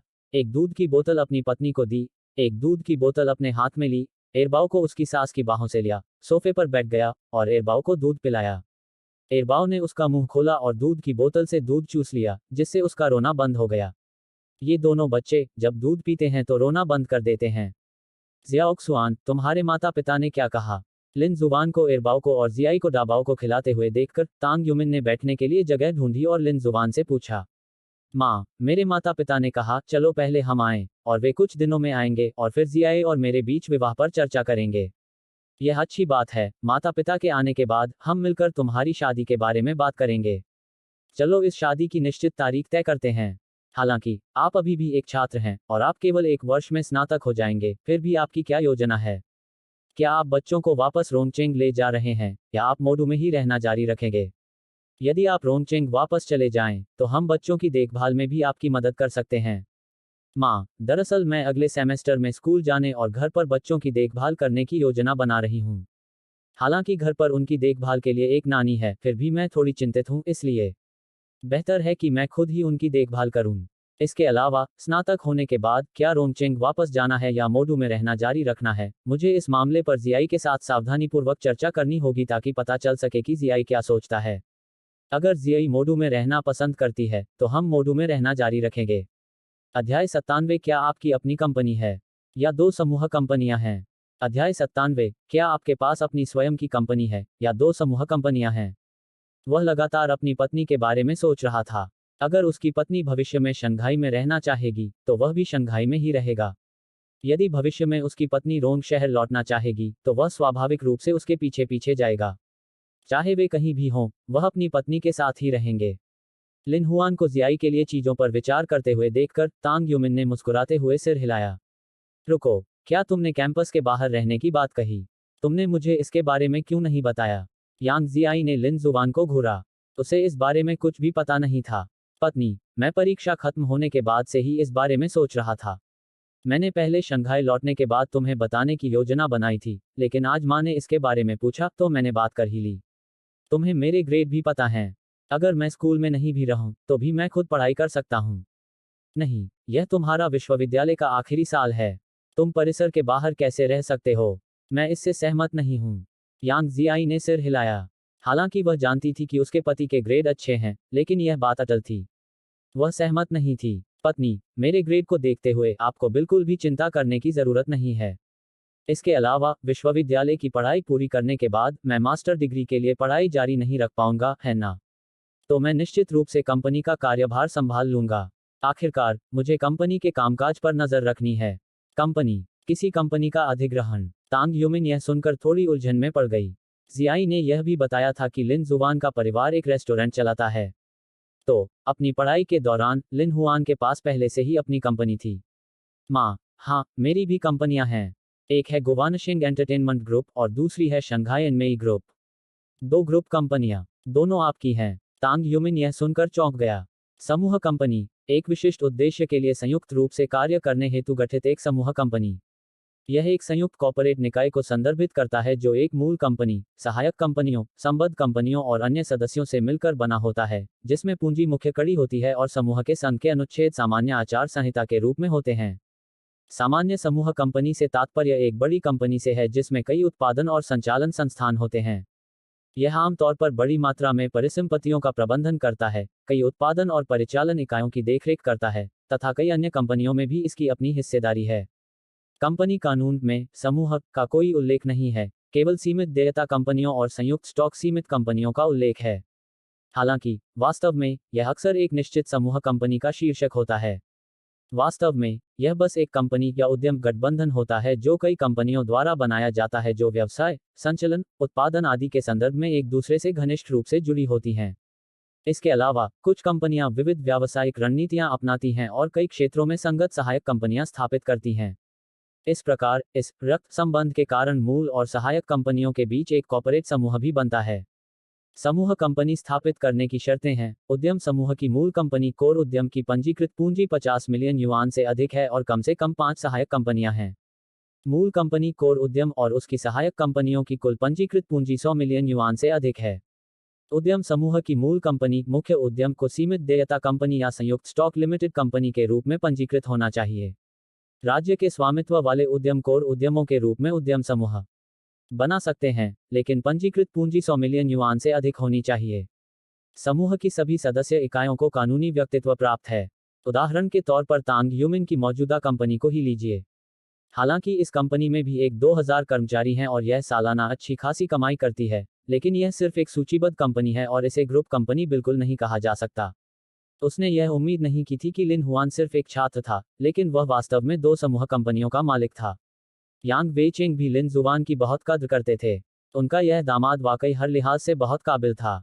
दरअसल इस बार वापस जाने के बाद मैं Shanghai institute of scientific research में जाकर अपने हाथ में चिप विकसित करने के लिए एक शोध दल गठित करने की भी योजना बना रहा हूँ।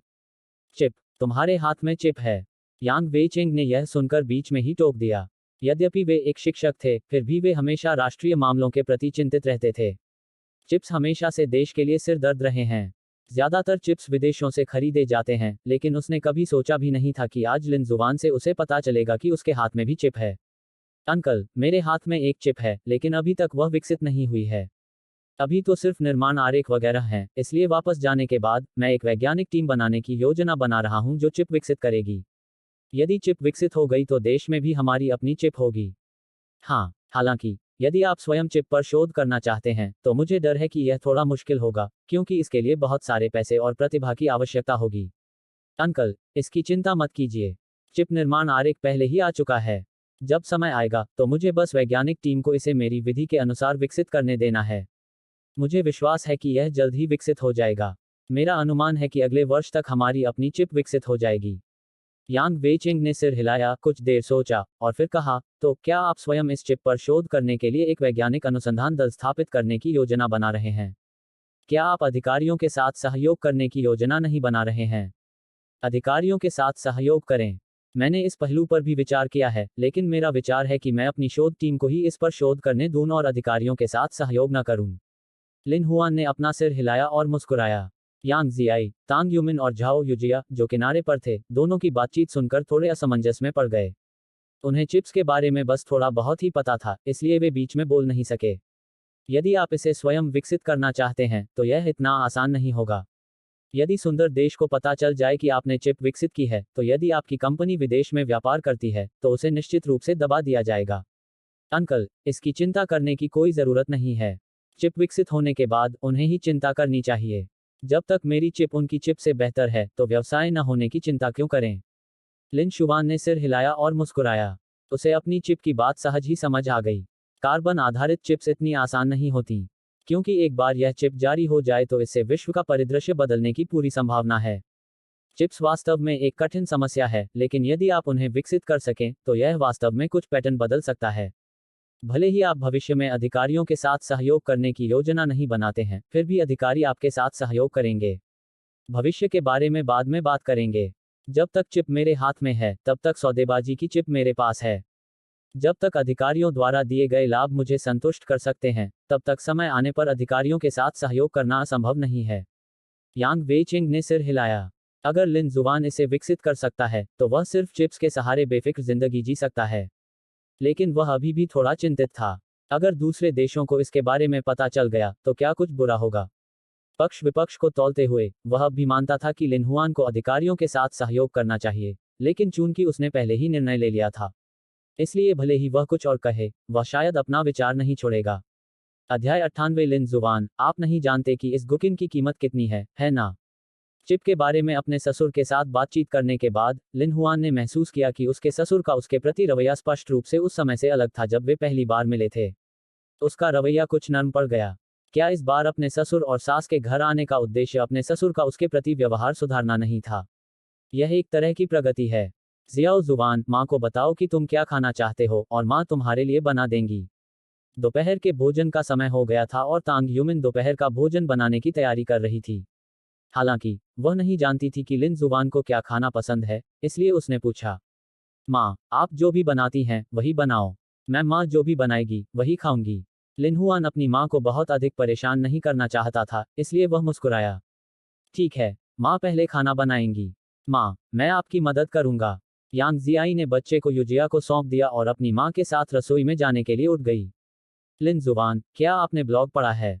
झाओ युजिया दूसरे बच्चे को गोद में लिए सोफे पर बैठ गई और मुस्कुराते हुए पूछा। ब्लॉग? मैंने तो वह सॉफ्टवेयर भी डाउनलोड नहीं किया है। लिन शुबान ने सिर हिलाया। उसने ब्लॉग सॉफ्टवेयर डाउनलोड नहीं किया था। आपने इसे डाउनलोड नहीं किया है। यह दुख की बात है। क्या बात, क्या बात? हाँ, तुम्हें पता नहीं है, लेकिन फैंग जिंगलोंग ने कल अपने ब्लॉग पर एक स्टेटस पोस्ट किया था और तुम्हारी अद्भुत होने के लिए प्रशंसा की थी। वह आखिरी वीडियो जो गुकिन आपने इस्तेमाल किया था, वह आपको मिस्टर फैंग ने दिया था, है ना? हाँ, यह वास्तव में मुझे श्रीमान फैंग ने दिया था और कहा था कि यह मुझे धन्यवाद देने के लिए है। क्या आप उस गुकिन की कीमत जानते हैं? कीमत? गुकिन के पैटर्न और उसके उत्कृष्ट उत्पादन को देखते हुए मुझे लगता है कि इसकी कीमत कई मिलियन है। नहीं, नहीं, नहीं, आपने इसे कम करके आंका है। उस गुकिन की कीमत 10 मिलियन से अधिक है। फैंग जिंगलोंग ने आपको 10 मिलियन से अधिक मूल्य का गुकिन दिया।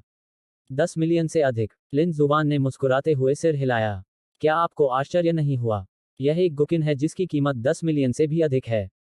यह देखकर कि लिन हुआन ने आश्चर्यचकित अभिव्यक्ति नहीं दिखाई, झाओ युजिया ने उलझन में पूछा, इसमें आश्चर्य की क्या बात है?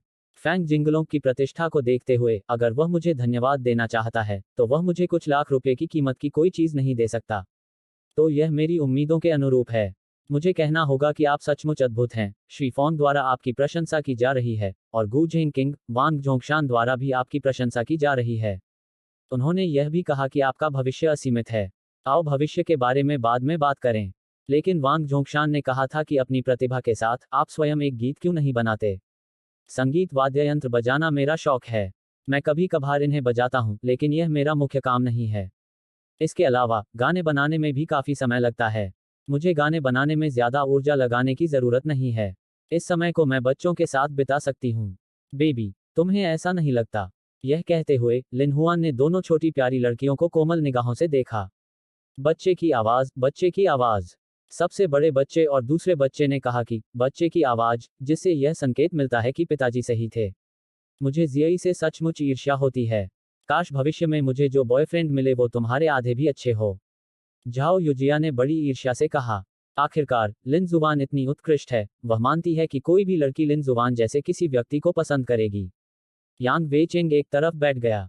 हालांकि उसने लिन जुबान से चिप के बारे में बात की थी, लेकिन उनके पास बात करने के लिए और कुछ नहीं था। अब उसकी नज़र मुख्यतः शिशुओं पर है। अफसोस की बात है कि बच्चे अभी अभी आए हैं। हालांकि अभी अभी सबसे बड़े बच्चे ने उसे थोड़ी देर गोद में लिया था, लेकिन वह भी बहुत कम समय के लिए। उसने अभी तक दूसरे बच्चे को गोद में नहीं लिया है। दूसरे बच्चे का रूप अब जियाई के बचपन के रूप रंग से मिलता जुलता है। जब वह दूसरे बच्चे को देखता है तो उसे लगता है कि वह बचपन की जियाई है। लेकिन उसे दोनों बच्चे बहुत पसंद हैं। अगर वे अपने नाना नानी के करीब रह सके तो उन्हें बहुत खुशी होगी। लेकिन यह काम धीरे धीरे ही किया जा सकता है, जल्दबाजी नहीं की जा सकती। अगर वह बहुत ज्यादा बेचैन हो जाए और सबसे बड़े बच्चे और दूसरे बच्चे को जबरदस्ती गले लगा ले, तो क्या होगा अगर वह उन्हें डरा दे और वे उसे अपने नाना के रूप में पसंद न करें? यह बहुत बुरा होगा। यांग वेचेंग को याद आया कि पिछली बार वह और उसकी पत्नी बच्चों के लिए कुछ खिलौने खरीदने गए थे। हो सकता है कि वह खिलौनों का उपयोग बच्चों और उसके बीच के रिश्ते को छोटा करने के लिए कर सके। जितना ज्यादा वह इसके बारे में सोचता, यह बात उतनी ही ज्यादा सच लगती। यांग वेचेंग उठकर नीचे चला गया। बच्चे की आवाज शून्य। सबसे बड़े बच्चे ने दादाजी को अचानक जाते हुए देखा और उत्सुकता से पिताजी की ओर देखा। बच्चे की आवाज आ रही थी। ऐसा लग रहा है जैसे पूछ रहे हों कि दादाजी अचानक क्यों चले गए। बेबी, दादाजी को कुछ काम होगा। उन्हें थोड़ी देर में नीचे आना होगा। चलो, दादाजी का यहीं इंतजार करते हैं, ठीक है? बच्चे की आवाज। रसोई में यांग जियाई अपनी मां को तैयारी में मदद कर रही थी। बेटी, मैं कह नहीं सकता कि अब तुम खुद सब्जियां काट सकती हो, और तुम उन्हें इतनी अच्छी तरह काटती हो।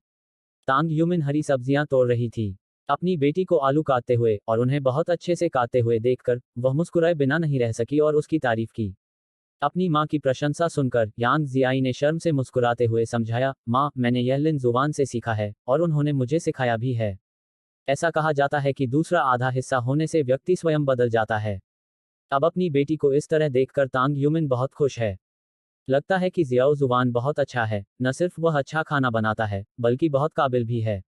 हालांकि माँ को उस चिप के बारे में ज्यादा जानकारी नहीं है, लेकिन जियाओ जुबान और तुम्हारे पापा के बीच हुई बातचीत से पता चलता है कि यह चिप वाकई बहुत ताकतवर है। उसने मुझे इस बारे में बताया भी नहीं। अगर मैं आज घर नहीं आता, तो मुझे पता भी नहीं चलता। यांग जियाई मुस्कुराए और अपने होंठ भींच लिए। लोगों, हर किसी के पास कुछ राज होते हैं। उसे मोडू लौटने पर आपको ये बातें बतानी चाहिए थी, लेकिन उसने आज इन बातों पर बात करने की उम्मीद नहीं की थी, इसलिए उसने ये बातें कह दी। लेकिन चिंता मत करो, जब तक वह तुमसे प्यार करता है, वह काफी है। हाँ, माँ, लिन जुबान हमारे लिए बहुत अच्छा है। एक दिन, रिश्तेदारों को आमंत्रित करें और उन्हें लिन जुबान से मिलवाएं। तुम्हें वहाँ जियाओ जुबान के रिश्तेदारों से मिलना चाहिए था, है ना? माँ, मैं उनसे मिल चुका हूँ। मैं लिन जुबान के चाचा, चाची, मामा, दादा दादी से मिला हूँ। वे सभी मेरे प्रति बहुत अच्छे हैं। इसके अलावा, माँ ने मुझे एक कंगन भी दिया और कहा कि यह एक विरासत है, जो पीढ़ियों से चली आ रही है। ओह, क्या ऐसा है? ऐसा लगता है कि जियाओ जुबान के माता पिता वास्तव में आपको पहचानते हैं। यह सुनकर तांग यूमिन खुशी से मुस्कुराया। परिवार की विरासत को जियाई को देने में सक्षम होने के कारण ऐसा लगता है कि वे वास्तव में जियाई को अपने दिल की गहराइयों से पहचानते हैं। हमने आज इस बारे में बात की, आपकी क्या योजनाएं हैं? जियाओ जुबान के स्नातक होने के बाद क्या आप अभी भी मोडू में ही रहेंगे? यदि आप रोंगचेंग लौटते हैं, तो आपके माता पिता भी बच्चों की देखभाल में आपकी मदद कर सकते हैं। माँ, मैंने अभी तक इसके बारे में नहीं सोचा है। मुझे नहीं पता कि मुझे उस समय मोडू में रहना चाहिए या रोंगचेंग में। यह मामला तत्काल नहीं है, अपना समय लें। विचार करने के बाद अपने माता पिता को बताएं। बच्चे अब छोटे नहीं रहे। कुछ महीनों में, वे 1 साल के हो जाएंगे। क्या आप इस साल चीनी नववर्ष पर घर जाएंगे? हाँ, वहाँ सिर्फ मैं, लिन जुबान और बच्चे हैं। हम घर क्यों नहीं चलते? यह अच्छी बात है। अगर तुम घर जाना चाहती हो, तो कभी भी जा सकती हो।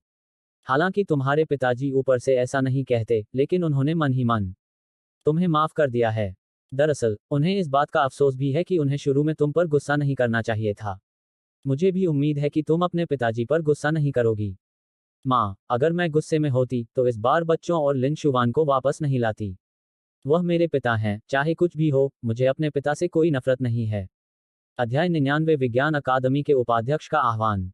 यांग वेचिंग ऊपर गया और बच्चों के लिए खरीदे गए खिलौने नीचे ले आया। यह एक बड़ा बक्सा था जिसमें विभिन्न छोटे खिलौने भरे हुए थे।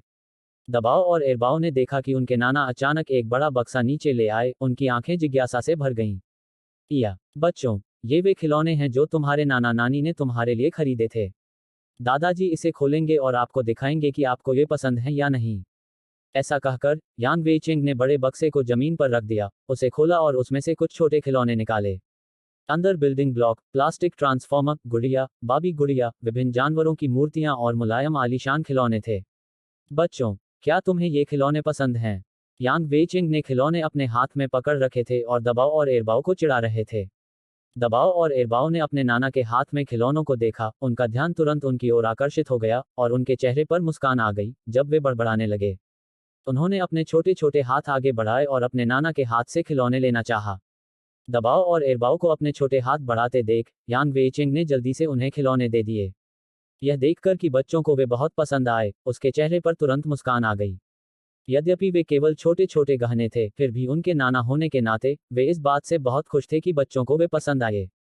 लिन हुआन ने दबाव को सोफे पर बिठाया, अपने शरीर को थोड़ा सा हिलाया, जिससे दबाव को सोफे पर खिलौनों के साथ खेलने के लिए जगह मिल गई। झाओ युजिया ने एरबाओ को सोफे पर भी बिठाया, जिससे एरबाओ भी खिलौनों के साथ खेल सके। हाँ हाँ, दबाव और एरबाओ सोफे पर बैठे थे, दोनों ने एक एक खिलौना पकड़ा हुआ था और वे उत्साह से खेल रहे थे। डिंग लिंग लिंग। तभी लिन जुबान का फोन बज उठा। उसने अपना फोन निकाला और देखा कि नंबर अनजान था। लिन जुबान ने उत्सुकता से फोन उठाया। क्या यह लिन जुबान, डीन लिन है? फोन के दूसरी ओर से एक मध्यम आयु वर्ग के व्यक्ति की आवाज आई। मैं लिन जुबान हूँ, यह कौन है? डीन लिन, नमस्ते, मैं you latching, Shanghai academy of sciences का उपाध्यक्ष हूँ। ओह, यह तो आप हैं। क्या बात है डीन लिन, क्या अब आप फ्री हैं? हमारे यहाँ ड्रोन से जुड़ा एक प्रोजेक्ट है और उच्च अधिकारियों ने हमसे संपर्क किया है। वे हमारी विज्ञान अकादमी के साथ सहयोग करना चाहते हैं। मैं इस मामले पर कोई फैसला नहीं ले सकता, इसलिए मैं आपसे पूछना चाहता था। हम ऊपर से सहयोग। एक मिनट रुको। लिन हुआन ने दबाव और एरबाओ को देखा और धीरे से कहा, बच्चों, पहले दादाजी और दादी को अपने साथ खेलने दो। पिताजी किसी से कुछ बात करने जा रहे हैं। इया, चाचा, कृपया बच्चों का ख्याल रखना। आगे बढ़ो। यांग वेचेंग लिन जुबान के बाहर जाकर फोन उठाने का इंतजार नहीं कर पा रहा था, ताकि वह बच्चों के पास बैठकर उनके साथ खेल सके। इसलिए जैसे ही लिन जुबान ने बात की, उसने सिर हिला दिया। लिन हुआन थोड़ा मुस्कुराया, खड़ा हुआ, अपना फोन लिया और आंगन में चला गया।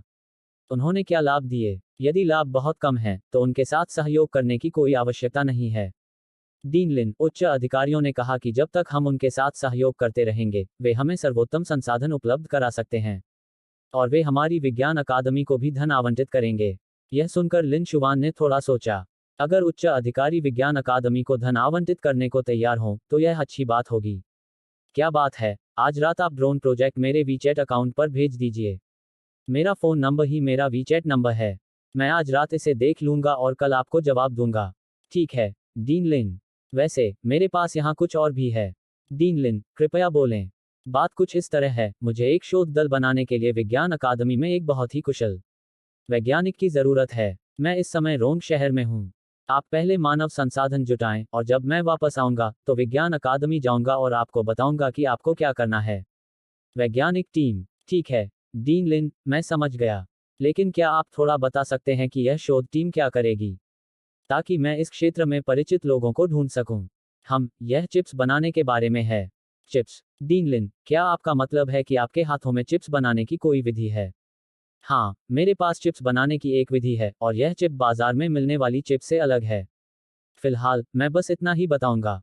पहले आप इसके लिए ज़रूरी लोगों का पता लगाएं। यू लेचेंग यह सुनकर चौंक गया।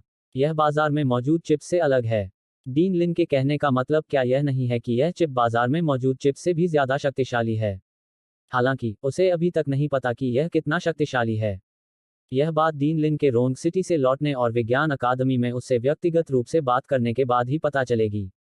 यह सोचकर, यू चेंगल ने जल्दी से कहा, ठीक है, डीन लिन, मैं समझ गया। लेकिन क्या हमें इस बारे में उच्च अधिकारियों से भी बात करनी चाहिए? शायद हमें निवेश मिलता रहे। नहीं, मैं वैज्ञानिक टीम को खुद इस चिप पर शोध करने देने की योजना बना रहा हूँ। फिलहाल उच्च अधिकारियों को बताने की कोई ज़रूरत नहीं है। ठीक है, डीन लिन, मैं समझ गया। मैं इस मामले का ध्यान रखूंगा। अगर कुछ हो तो आप मुझसे कभी भी संपर्क कर सकते हैं। तो फिर अभी के लिए यही करते हैं। ठीक है, डीन लिन, अलविदा। अलविदा। फोन रखने के बाद, लिन शुवान कुछ देर आंगन में ही रुका। हालांकि उच्च अधिकारियों के साथ सहयोग करने के कई फायदे हैं, लेकिन वह यह भी नहीं चाहता कि उच्च अधिकारी उसकी विज्ञान अकादमी में ज्यादा दखलंदाजी करें। क्योंकि यह विज्ञान अकादमी उनकी अपनी है और भविष्य में पैसा कमाना भी मुख्य रूप से उनकी अपनी विज्ञान अकादमी पर आधारित होगा। उसने यू चेंगल को चिप के बारे में अपने उच्च अधिकारियों को बताने से इसलिए मना कर दिया क्योंकि अगर उच्च अधिकारियों को इसके बारे में पता चल जाता, तो वे जरूर सहयोग मांगते और शायद उसे परेशान भी करते। ऐसा कुछ नहीं है जो वह देखना चाहता है। अब वह चुपचाप अपनी पत्नी और बच्चों के साथ रहना चाहता है। लिविंग रूम में, तांग यूमिन रसोई से बाहर निकली और देखा कि उसका पति और यूजिया बच्चों के साथ सोफे पर थे, लेकिन लिन जुबान वहां नहीं था। वह खुद को उत्सुकता से पूछने से नहीं रोक पाई, लाओ यांग, जियाओ जुबान कहाँ है? वह फोन का जवाब देने के लिए बाहर चला गया। ओह, मैं उसे खाने पर बुलाता हूँ। तांग यूमिन लिविंग रूम से बाहर निकली और आंगन में आई। लिन जुबान को बाहर खड़ा पाकर मुस्कुराते हुए बोली, जियाओ जुबान, तुम बाहर क्यों रह रही हो? बहुत गर्मी है, जल्दी से अंदर आओ, रात का खाना तैयार है। अपनी सास की आवाज़ सुनकर लिन हुआन ने सिर हिलाया और मुस्कुराया, ठीक है, माँ। अपनी सास के पीछे पीछे वह लिविंग रूम में आया और देखा कि उसके ससुर बच्चों के साथ खेल रहे हैं। उनके चेहरे पर मुस्कान थी। लिन जुबान के चेहरे पर भी मुस्कान थी। तांग यूमिन फिर से रसोई में गई और यांग जियाई के साथ तैयार व्यंजन मेज पर ले आई। सभी व्यंजन सामने आने के बाद, यांग जियाई ने लिन जुबान की ओर थोड़ा मुस्कुराया, दबाव और एरबाओ के पास आया और धीरे से कहा, बच्चों, अब हम रात का खाना खाने जा रहे हैं। क्या तुम्हें भूख लगी है? मम्मी तुम्हारे लिए दूध बना देंगी। इया। दबाव और एरबाओ ने कुछ देर पहले ही खाना खाया था, इसलिए अब उन्हें भूख नहीं थी। अपनी माँ की बात मानने के बाद वे सोफे पर खिलौनों से खेलना जारी रखते थे। यह देखकर कि बच्चे अभी भूखे नहीं थे, यांग जियाई थोड़ा मुस्कुराई। ठीक है, तो मम्मी तुम्हें घुमक्कड़ में रखना चाहती हैं, ठीक है। ठीक है, तुम पहले खाना खा लो, माँ बच्चों को देख लेगी। तांग यूमिन वहां आई। दबाओ और एरबाओ को खिलौनों से खेलते हुए देखकर उसने अपने होंठ भींचे, मुस्कुराए और अपनी बेटी से कहा, अध्याय 100 लिन जुबान की क्षमता के साथ सिविल सेवक होने की कोई आवश्यकता नहीं है। माँ, मुझे बच्चों की देखभाल करने दो, तुम और जियाई खाना खाने जाओ। कोई बात नहीं, तुम लोग खाना खा लो, मैं बच्चों का ध्यान रखूंगी। ज्यादा समय नहीं लगेगा। ठीक है, जल्दी जाओ और खाना खा लो। यह तो ठीक है। माँ, हम खाना खाने के बाद बच्चों की देखभाल करने वापस आएंगे। तांग यूमिन ने मुस्कुराते हुए सिर हिलाया और सोफे पर बैठकर दोनों प्यारे बच्चों के साथ खेलने लगी। लिन हुआन और यांग जियाई खाने की मेज पर आए और बैठ गए और खाना शुरू कर दिया। उस रात झाओ युजिया के माता पिता भी घर लौट आए। वापस आकर उन्होंने पाया कि उनकी बेटी घर पर नहीं थी। उन्होंने सोचा कि वह यांग वेई चेंग के घर गई होगी। संयोग से वे इन दिनों व्यस्त थे और ज्यादा मिल नहीं पाए थे। झाओ युजिया के पिता झाओ जुनकाई ने अपनी पत्नी लिंग यूनिंग की ओर देखा। पत्नी, चलो वेई चेंग से मिलने चलते हैं। वह लड़की वेई चेंग के घर भागती रहती है। चलो हम भी देखते हैं। क्या आप शतरंज के खेल के लिए ओल्ड यांग को ढूंढने नहीं जाना चाहते? लिंग यूनिंग ने झाओ जुनकाई की तरफ आंखें घुमाईं। उसकी पत्नी होने के नाते वह स्वाभाविक रूप से जानती थी कि उसका पति क्या चाहता है। यह सुनकर झाओ जुनकाई ने अपना चश्मा ऊपर उठाया और अजीब तरह से मुस्कुराया। ठीक है, चलो साथ में चलते हैं और देखते हैं। ठीक है। झाओ जुनकाई और उनकी पत्नी एक साथ अपने घर से निकले और यांग वेई चेंग के घर की ओर चल पड़े। यार्ड में एक मनोरंजक वाहन को खड़ा देखकर और मोडू लाइसेंस प्लेट के साथ झाओ जुनकाई थोड़ा हैरान हुआ और तुरंत समझ गया। मैं सोच रहा था कि यह बच्ची इन दिनों इतनी बार क्यों आ रही है। तो जियाई और वो दोनों आज वापस आ गए। यह लड़की जियाई वापस आ गई और हमें बताया भी नहीं। मुझे जियाई को देखे हुए बहुत समय हो गया है, चलो जल्दी से अंदर चलें। यह सुनकर लिंग यूनिंग का चेहरा खुशी से चमक उठा और उसने जल्दी से अपने आदमी से आग्रह किया। दोनों दरवाजे पर पहुंचे, उसे धक्का देकर खोला और देखा कि यांग जियाई अंदर बच्चों की देखभाल कर रही थी। उसके बगल में एक बहुत ही सुंदर आदमी बैठा था। ऐसा लग रहा था कि वह जियाई का पति होना चाहिए। अहम ओल्ड यांग। झाओ जुनकाई अपनी पत्नी को अंदर ले आए। यांग वेइचेंग को बच्चों को छेड़ते हुए देखा और खांसने से खुद को नहीं रोक सके। यांग वेइचेंग ने झाओ जुनकाई की आवाज सुनी और उसकी ओर देखा। यह ओल्ड झाओ है, आओ बैठो। चाचा चाची। यांग जियाई ने उनका अभिवादन किया। झाओ युजिया ने अपने माता पिता को आते देखा और आश्चर्य से कहा, पिताजी, माँ, आप यहाँ क्यों हैं? झाओ जुनकाई ने पहले यांग जियाई की ओर सिर हिलाया, फिर अपनी बेटी की ओर देखा और डांटा, अगर हम नहीं आते तो हमें जियाई के बारे में पता ही नहीं चलता। और वे वापस आ गए। बच्ची, तुमने हमें बताया भी नहीं, तो हम जल्दी वापस आ सकते थे। यह सुनकर झाओ युजिया शर्मिंदगी से मुस्कुराया और कमजोर स्वर में बोला, अच्छा, मैं भूल गया। प्रिय, ये युजिया के माता पिता हैं। चाचा चाची, नमस्ते, मेरा नाम लिन जुवान है। अपनी पत्नी की बातें सुनकर लिन हुआन ने सिर हिलाया, खड़ा हुआ, दोनों की ओर देखा और मुस्कुराकर उनका अभिवादन किया। झाओ जुनकाई ने लिन जुवान की ओर देखा, उसकी ओर सिर हिलाया और स्वीकृति में गुनगुनाया। यह देखकर कि उसके आदमी का लिन जुवान के प्रति रवैया बहुत अच्छा नहीं था, लिंग यूनिंग ने उसकी आस्तीन को बगल से खींचा और अपना सिर हिलाया। वेइचेंग परिवार ने कुछ नहीं कहा, वह लिन हुआन को परेशान क्यों कर रहा था। यूनिंग, तुम यहाँ हो, आओ बैठो। तांग यूमिन ने जब उन्हें आते देखा तो वह खुश हुई और उन्हें बैठने के लिए आमंत्रित किया। ज़ियाओक्सुआन, वहाँ मत खड़े रहो। यूनिंग और वे हमारे परिवार को तब से जानते हैं जब हम छोटे थे, हमारे बीच बहुत अच्छे संबंध हैं। बच्चों, तुम बहुत प्यारे हो। लिंग यूनिंग दाबो और एरबाओ के सामने आई, इन दो बहुत प्यारे छोटे प्यारों को देखा और धीरे से कहा। दाबो और एरबाओ ने उसकी बातें सुनी, उसे संदेह भरी नजरों से देखा और एरबाओ सीधे अपनी माँ की बाहों में गिर पड़ी। आंटी, एरबाओ अजनबियों को देखकर थोड़ी डरपोक और शर्मीली हो जाती है। यांग जियाई ने एरबाओ को अपनी बाहों में लिया, धीरे से उसकी पीठ थपथपाई, उसे दिलासा दिया और फिर लिंग यूनिंग को समझाया। हाँ, यह बच्चा बिल्कुल तुम्हारे जैसा है जब तुम छोटे थे। जब तुम छोटे थे तो अजनबियों को देखकर बहुत डरपोक हो जाते थे। लिंग यूनिंग मुस्कुराए। एरबाओ की वर्तमान स्थिति वास्तव में जियाई की बचपन की स्थिति से बहुत मिलती जुलती है। बूढ़े यांग, कैसा रहेगा? क्या हम शतरंज खेलें? बूढ़े झाओ, आज मेरे पास समय नहीं है। मुझे बच्चों के साथ रहना है। मैं आज शतरंज नहीं खेलूंगा। यांग वेइचेंग ने झाओ जुनकाई के निमंत्रण को अस्वीकार करते हुए अपना सिर हिलाया। तो फिर लिन जुवान, आप क्या सोचते हैं? मेरे साथ शतरंज खेलेंगे? यह देखकर कि बूढ़ा यांग उसके साथ शतरंज नहीं खेलेगा, झाओ जुनकाई ने अपना ध्यान लिन जुवान की ओर लगाया। चाचा, ठीक है, लेकिन मैं शतरंज में बहुत अच्छा नहीं हूँ। कोई बात नहीं, बस आराम से खेलो। यह कहते हुए झाओ जुनकाई को चीनी शतरंज का सेट और शतरंज की बिसात मिल गई। शतरंज की बिसात मेज पर रखते हुए उसने लिन जुवान की ओर देखा। क्या आप लाल मोहरे हैं या काले मोहरे?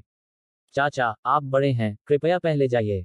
झाओ जुनकई ने सिर हिलाया, लाल मोहरे लिए और उन्हें शतरंज की बिसात पर रख दिया। लिन हुआन ने काले मोहरे भी मेज पर रख दिए। मैंने सुना है कि आप छात्र हैं। क्या आप अभी भी कॉलेज में हैं? हाँ अंकल, मैं अभी भी कॉलेज में हूँ, लेकिन मैं स्नातक होने वाला हूँ। तो फिर स्नातक होने के बाद आपकी क्या योजनाएं हैं? क्या आप सिविल सेवा परीक्षा देंगे या क्या? मैंने फिलहाल सिविल सेवा के बारे में नहीं सोचा है और मेरी इसके लिए कोई योजना भी नहीं है। ओह, तुम्हें पता होना चाहिए कि सिविल सेवक होने के बहुत सारे फायदे हैं। तुम्हारे ग्रेड तो काफी अच्छे हैं, है ना? अगर तुम सिविल सेवा परीक्षा दोगे तो शायद पास हो जाओ। चाचा, मेरे पास वास्तव में इसके लिए कोई योजना नहीं है।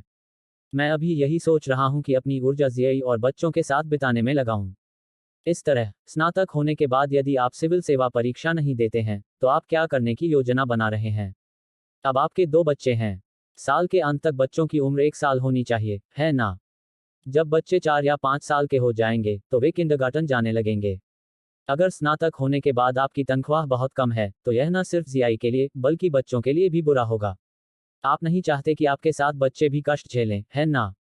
झाओ जुनकई ने शतरंज खेलते हुए कहा। एक बच्चा तो ठीक है, लेकिन 2 बच्चों के साथ मासिक खर्च और भी ज्यादा हो जाएगा। इसके अलावा बच्चों को भविष्य में स्कूल भी जाना होगा, इसलिए और भी ज्यादा पैसों की जरूरत होगी। यदि स्नातक होने के बाद लिन हुआन का वेतन बहुत कम है तो बच्चे भी उसके साथ पीड़ित होंगे। पिताजी, इस पहलू की चिंता मत कीजिए। लिन जुवान बहुत सक्षम है। जहां तक आपने जिस सिविल सेवक का जिक्र किया है, लिन जुवान ऐसा कैसे कर सकता है? मैं आपको बता दूं, हालांकि लिन हुआन अभी भी पढ़ाई कर रहा है, उसके पास पहले से ही 2 समूह कंपनियां हैं और मोदू में एक वैज्ञानिक अनुसंधान संस्थान भी है। झाओ युजिया ने लिन जुवान को उसके पिता की बात सुनने के बाद समझाया। पिताजी लिन जुवान की ताकत को नहीं समझते। अब वह जो कह रहे हैं वह भी उनकी अपनी राय है। वह सिर्फ अपनी राय के कारण लिन जुवान को अच्छा नहीं मान सकते, इसलिए झाओ युजिया ने समझाया। यह सुनकर झाओ जुनकाई ने अपना चश्मा ऊपर उठाया और लिन जुवान को उत्सुकता से देखा। उसे उम्मीद नहीं थी कि यह युवक इतना काबिल होगा। विश्वविद्यालय में पढ़ाई के दौरान उसके पास 2 समूह कंपनियां और एक विज्ञान अकादमी भी है। आपको पता होना चाहिए कि विज्ञान अकादमी स्थापित करने के लिए बड़ी पूंजी की जरूरत होती है और वैज्ञानिकों को इसमें शामिल करने के लिए भी बड़ी पूंजी की जरूरत होती है। यह कोई आसान काम नहीं है। अगर आप इस ऑडियो स्टोरी का नेक्स्ट एपिसोड बिना एड्स के और सबसे पहले सुनना चाहते हैं, टेलीग्राम फ्री ग्रुप ज्वाइन करें। वहां आपको प्रीमियम एक्सेस 99 रुपीज की पूरी जानकारी और एक्सक्लूसिव अपडेट्स मिलेंगी। लिंक डिस्क्रिप्शन और अबाउट में है।